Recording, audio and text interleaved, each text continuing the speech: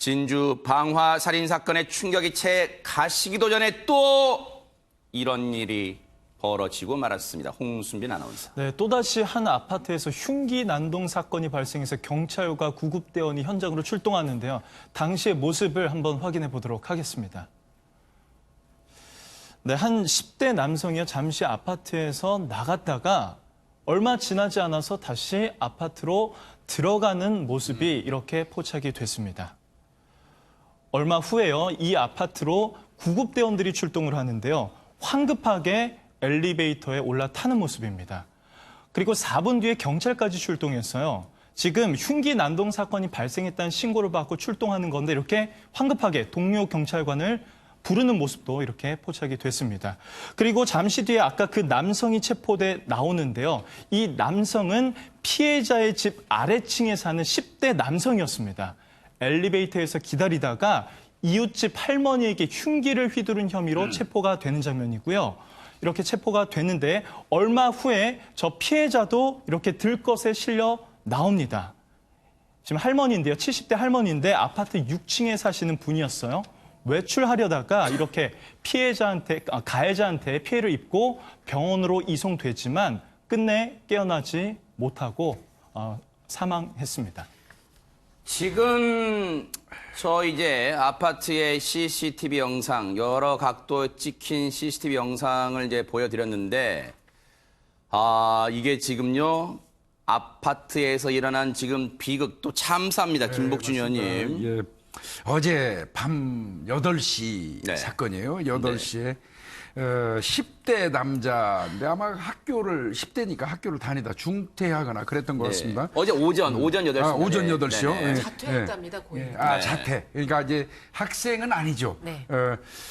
나름대로 그 전에 아마 그 위층에, 자기 층 그 위층에 올라가서 거기는 이제 이번에 희생당한 그 할머니가 살고 계시는 데 같은데 네. 두들겼던 것 같습니다. 아하. 뭔가를 항의하면서 두들겼는데 그 할머니 피해자가 문을 활짝 열어주진 않았어요.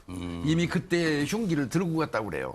근데 아마 요만큼 여는 거 있지 않습니까? 그 아파트. 그러면서 그렇죠. 대화하고 딴소리 하지 말고 가라. 아마 네. 이래서 보내다 보니까 거기에서는 가해를 못하고 1시간 정도를 그 집 그 승강기 옆에서 대기하면서 그 피해자가 외출할 때까지 기다렸던 겁니다. 그러니까 명백히 처음부터 끝까지 흉기를 준비한 거, 가서 두들긴 거, 기다린 거, 일련의 과정을 보면 네. 명백히 이거는 계획 범죄가 맞습니다. 그리고는 급기야 이 그 피해자가 나타나자 흉기를 저렇게 휘둘러서 이 살해를 했던 그런 사건입니다. 네. 그런데요, 보세요. 지금 이 과정이 대체 손정혜 변호사님, 두 사람 사이에 그러면 평소에도 뭔가 다툼, 갈등이 있었던 걸까요? 대체 두 사람 사이에 무슨 일이 있었기에 이런 끔찍한 참변까지 벌어지게 된 걸까요? 일단은 1년간 이 A군하고 할머니 사이에 어떤 119 신고라든가 신고 접수된 건은 없었다고 그래요? 합니다. 이 A군이라는 남성에 대해서 말씀드리면 네. 고등학교 1학년 2학기 때 자퇴를 하게 됩니다. 2017년에.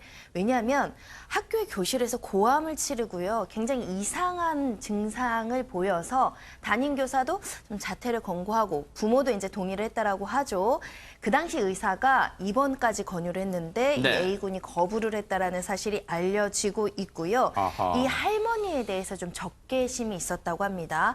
적개심의 원인은 정확하게 조사가 필요하지 않을까 생각이 드는데 네. 이것이 어떤 특정한 피해자가 지목되지 않는 묻지마 살인 사건이 아니라 특정한 이 할머니에 대한 이유 없는 적개심이 발현된 범죄의 동기가 있는 사건이었습니다. 네.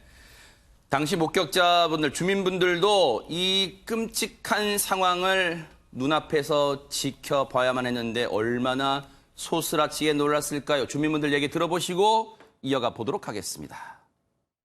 누워 있는 건데 비가 있더라고. 내가 막 놀래가 감을 찌르고 내가 집을 뛰어들었다. 두분 그래가지고 감을 찌르는 걸 들었어요. 문살 같다고 옷 무슨 하고 옷을 유리를 깨고 그런다고. 아무리 그렇더라도요, 도저히 이해할 수 없는 부분이 있습니다. 이 갈등이 대체 어디에서 기인했는지, 그리고 어쩌다 이 할머니를 죽음에 이르기까지 흉기를 휘둘러야만 했는지 대체 그 이유를 알 수가 없죠. 지금 경찰도 아마 그 부분에 집중해서 수사를 벌이고 있을 텐데 경찰을 통해서요 조금이나마 두 사람 사이에 있었던 얘기를 조금 더 자세히 들어볼 수 있었는데 경찰 얘기 들어보시고 이어가 보도록 하겠습니다. 할머니 몸이 그 내 머릿속에 들어와가지고 할머니가 움직일 때마다 내 뼈가 부서지는 것 같은 고통을 느낀다. 그래서 이제 할머니를 죽여야겠다고 마음을 먹고 있었답니다. 어젯밤부터. 아니 박성배 변호사님 이게 대체 무슨 내용입니까? 할머니의 몸이 내 머릿속에 들어왔다. 이게 무슨 말이에요? 장모군이 경찰 조사에서 진술한 내용인데요. 중학교 때부터 애니메이션을 많이 봐왔는데 위층에 사는 할머니가 내 몸에 들어와서 할머니가 움직일 때마다 뼈를 깎는 고통을 느낀다. 그래서 범행을 저질렀다. 이렇게 진술을 했다는 겁니다. 그리고 애니메이션에 너무 빠져서 범행한 것 같다. 후회한다. 이렇게 진술을 했다는데 네. 일반적인 진술이 아니지 않습니까? 그렇죠. 그래서 일반적인 수사관이 일반적인 수사 과정대로 수사를 하는 것이 아니라 네. 프로파일러를 직접 투입해서 정확한 범행 동기를 밝히고 있는데 혹여 조현병이 범죄에 영향을 미친 것은 아닌지도 밝힐 예정입니다. 네. 그리고 경찰은 구속영장을 신청할 방침입니다만 법원 단계가 아닌 수사 단계에서부터 정신 감정이 이루어질 것으로 예측됩니다. 네. 지금도요, 이번 사건도요, 굉장히 우리 사회가 너무 느슨했어요. 지금 이 10대 A군에 대한 관리 소홀을 지적하지 않을 수가 없어요. 보세요. 이 학생이요, 고교 재학 시절 앞서 설명드렸지만요, 다시 한번 짚어볼게요. 고등학교 재학 시절 고함등, 가만히 있는데 멀쩡하게 있는데 이따가 고함등 이상 증세를 보이니까 자퇴를 합니다. 그때 담임교사의 권유, 그리고 부모가 동의를 합니다. 그래서 고등학교 1학년 2학기 때 2017년에 스스로 학교를 그만둡니다. 그런데 지난해 10월 조현병 진단을 받게 되는데 그때 당시 의사가 김복준 의원님 네. 이 학생한테 입원을 권유했는데 치료를 거부했대요. 그러니까 본인이 거부했다 해서 보호자가 통원 치료로 바꿔버린 겁니다. 네. 그러면 통원 치료를 하는 과정에서 지금 이와 같은 일이 발생한 거예요. 아하. 궁극적으로 본다고 하면 치료가 제대로 되지 않았고 통제가 제대로 되지 않았다는 그러네요. 이야기입니다. 네. 그래서 이제 접대도 제가 몇 번 말씀드렸지만요. 네. 적어도 의사가 입원이 필요하다고 판단을 내렸다면 네. 전문의가 그랬다면 이거는 본인 스스로가 거부를 해도 국가기관에 통보를 해가지고 어떤 형태로건 그 이 비용을 국가가 부담하더라도 입원시켜서 치료하는 시스템이 구축돼야 된다는 거죠. 그러니까요. 이런 부분이 지금 좀 많이 부족한 것 같습니다. 네. 정말로 우리가 조현병 물론 다시 한번 제가 강조해서 말씀드린다만 조현병을 앓고 있다고 다 이런 무슨 이 끔찍한 행동을 하는 게 아니에요. 절대 그렇게 봐서는 안 됩니다. 그리고 뭐 잠재적 범죄자로 또 이 인식해서도 안 돼요. 하지만 국가가 그리고 이 기관들이 반드시 조현병을 앓고 계신 그 진단을 받으신 분들에 대해서는 국가가 이제 체계적으로 관리를 해줘야 되는 게 아닌가. 왜? 이런 행동이 갑작스럽게 예상치 못한 돌발 행동으로 피해를 당한 주변 분들에게 이 피해는 대체 어디 가서 하소연할 수 있단 말입니까? 반드시 이제는 국가가 나서주고요.